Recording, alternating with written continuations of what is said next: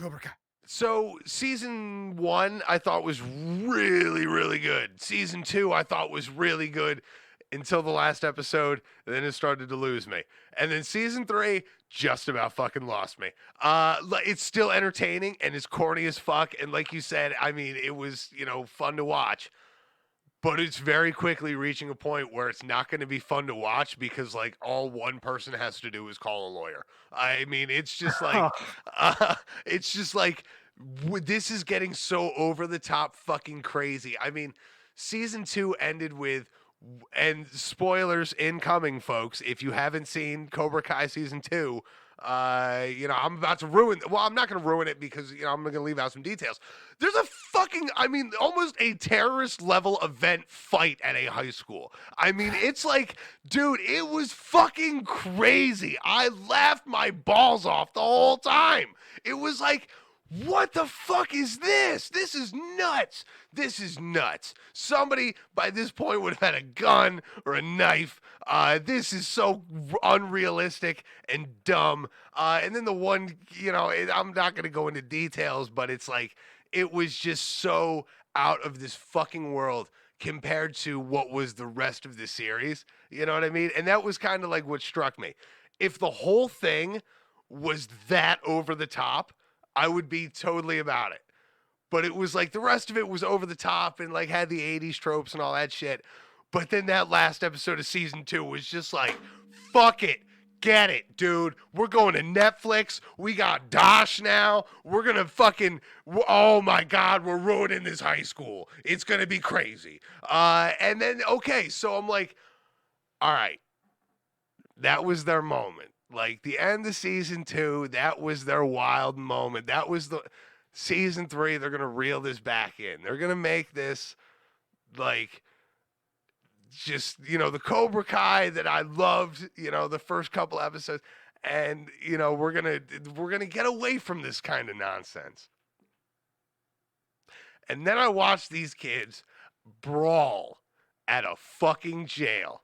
I mean, so bad that I was like, dude, 3 punches into this fight, there would have been an army of COs all over that floor. Ask me how I know, dude. Ask me how I know. Like, what was the one episode that I was like, oh, when that chick karate girl Tori, when she wasn't in fucking therapy, like when she didn't get arrested for attempted murder with a deadly weapon, like what?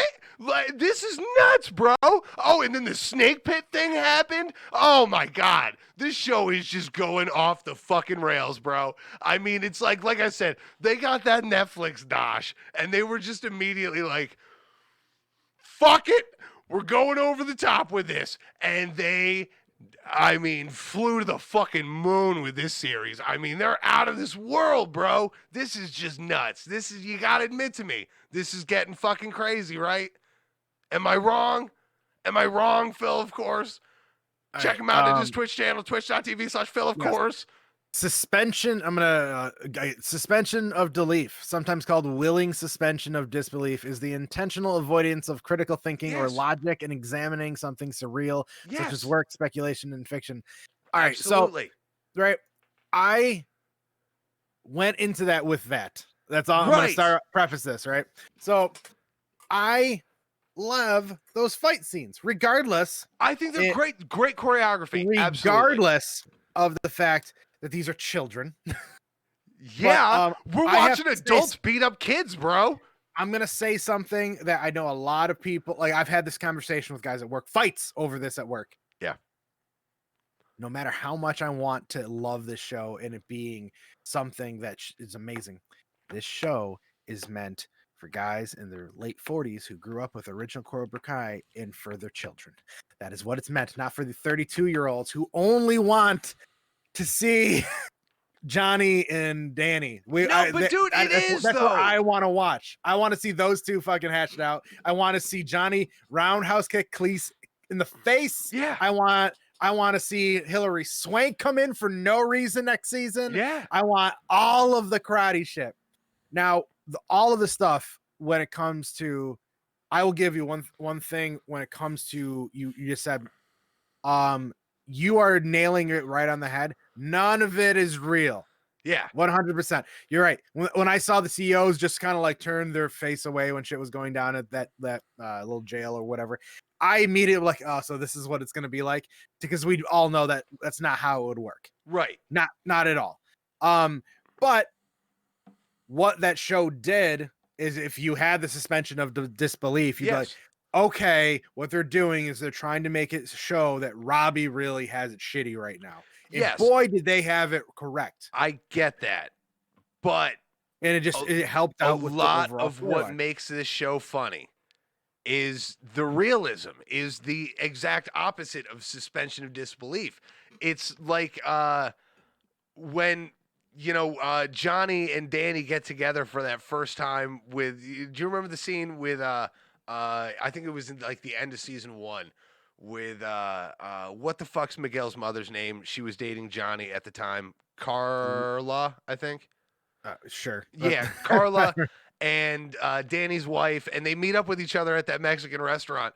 And immediately, Danny's wife was just like, "Yeah, has Johnny filled you in on like this crazy karate rivalry?" And it was like that moment when she like breaks this down and like gives you that scope of the real world. Like, oh wait, yeah, this is just like a really shitty karate situation that the real world wouldn't give a fuck about. I mean, Well, it's like yeah. that's Well, what makes it funny. they did that this season a couple times. Yes, Like, they absolutely did. But like, then there like was when she said, "You guys are no, you're both not cops, right?" Like, I just yes, started dying, because that's like these guys are just taking it way too effing seriously. right. And now like, I will say this, and like, no matter how much of it's real or not, Cleese is playing a phenomenal villain. Oh yeah, Like, he's doing great. like, when it comes to being a villain, he's killing it. Well, the one thing, like, I can't believe I'm agreeing with him. There's a guy I'm fighting with over, like, he thinks it's the worst show ever. In his terms, he's calling the show is Jump the Shark, right? Where it's no longer believable.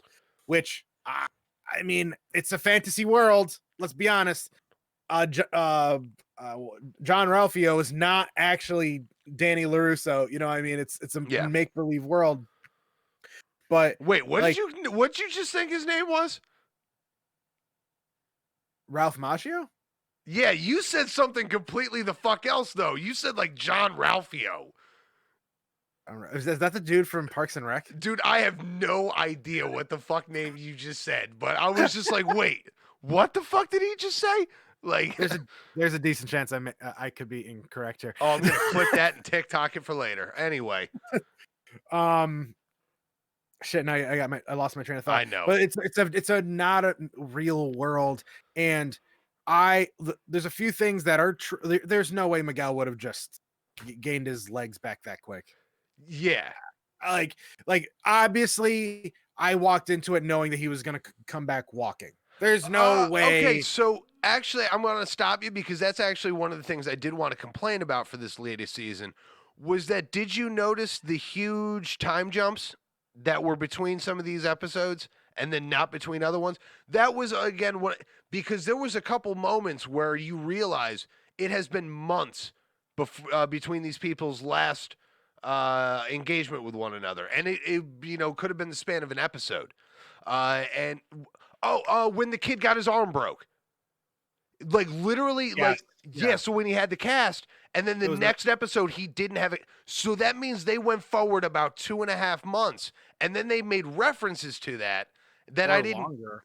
It Yeah, takes a right. while. It's a broken arm. That's gonna take a while. Exactly. So there was a lot of those moments in this latest season where it was like we did these wild jumps in time that you almost couldn't register as the viewer. And it seems like they just weren't well thought out, which again, it kind of like leads into like some of the problems I did have with the season, because it's like, what was that other big one that they had that was just like you realize it was like a 4-month jump in time. But anyway, that's another one of those things that just kind of brings you out of a series really quickly. Well, I guess I think that's the thing where I've had this conversation. That shit never affects me.